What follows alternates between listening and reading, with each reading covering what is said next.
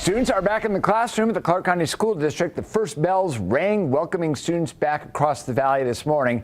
But day one also brought out challenges. And as Fox 5's Drew Andre tells us from Liberty High School tonight, the start of this year was different than last. He joins us live now. Drew.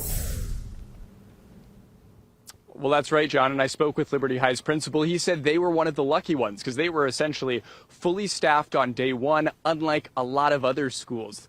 He says, though, heading into this school year has a completely different energy, kind of like pre-pandemic times. The first day of school is in the books. Completely different night and day from where we were 12 months ago. And even showing up to school was a better ride for most students than the 2021 school year.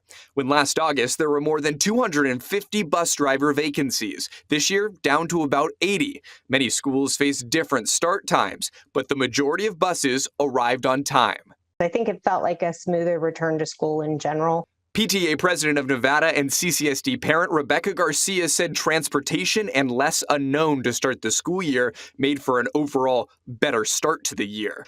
But many schools still facing serious teacher and support staff shortages still weren't completely ready for day one. There are still too many classrooms that are being covered by subs or teachers that may not be licensed in that particular field. We just have too many vacancies.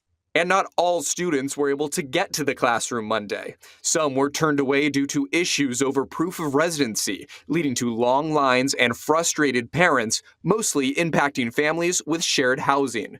The question comes back to, why are we making it harder to register our most vulnerable kids? That just shouldn't be the kids that we're putting up additional barriers to get registered. Liberty High School principal Derek Bello said students came onto campus with more confidence. Last year, there were multiple classes of students entering a school for the first time, and a senior class that hadn't been at the school since their sophomore year, with many wondering if distance learning would be brought back again.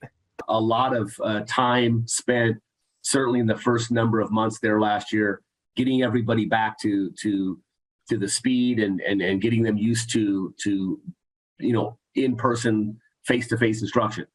Completely different this year. Now, although there is no vaccine or mask mandate, there is still guidance in place if someone tests positive for COVID. John?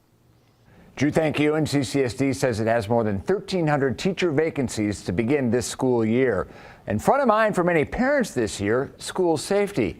After an attack on the El Dorado High School teacher, a series of lockdowns at Desert Oasis, and a number of other violent incidents, the district promised new changes to keep schools safer. Among them, panic buttons for teachers, more surveillance cameras, and putting parent chaperones in the halls.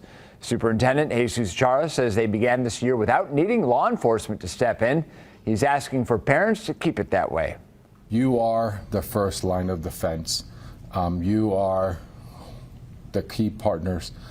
Ask your kids, how did school go? How was school today? And I know our teenagers are going to tell you it was good. Deep dive and ask more questions.